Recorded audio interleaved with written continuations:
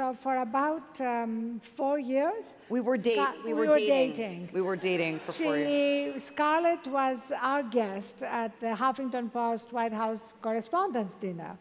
And I have to tell you this one scene. People would line up for as far as the eye can see to come and shake her hand.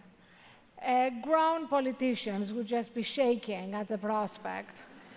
And then there was this moment. Lies.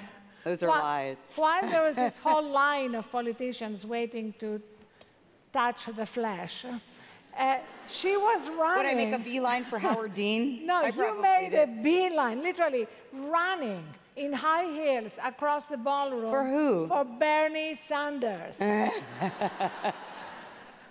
Don't tell all my secrets. So, you know, people think that your activism and your fascination with politics was new because of your amazing speech at the Women's March.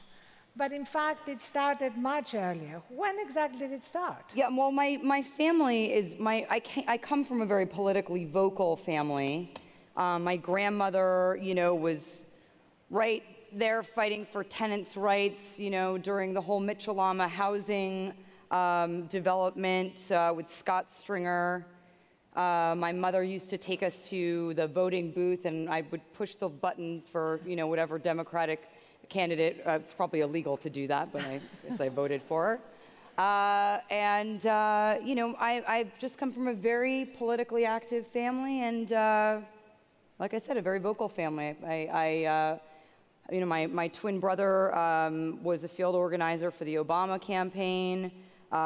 He also was a supporter of Howard Dean very early on, and a Bernie Sanders supporter. You know, I've been always interested in local politics, and I think the change happens at home, and you know, that's something I learned from a very early age. But the world didn't know that side of you until your speech at the Women's March. So let's take a quick look.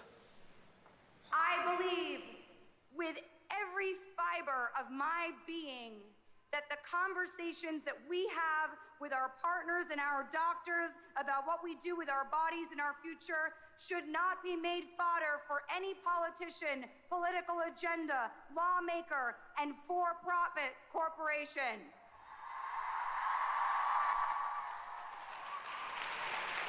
We must stand up for what are our basic human rights and always move forward, never backwards.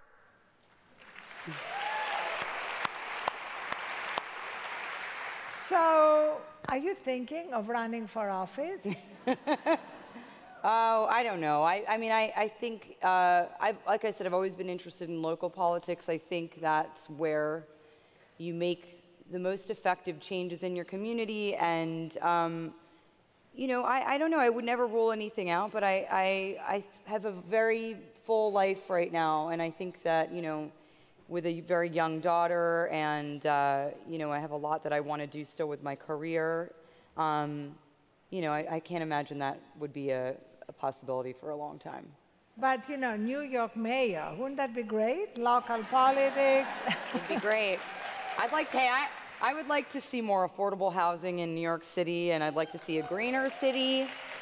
But I also believe that, you know, there are people that are, you know, I have certainly, in the past, have supported Scott Stringer and his mayoral run, and I really believe a lot in his experience and his platform. So, you know, I think you can affect a lot of change just by supporting a political candidate and perhaps redirecting the spotlight onto somebody, you know, whose policies you really stand behind. So. But I'm sure if you decide to run for anything, all these women here, we would put on our pussy hats and campaign for you.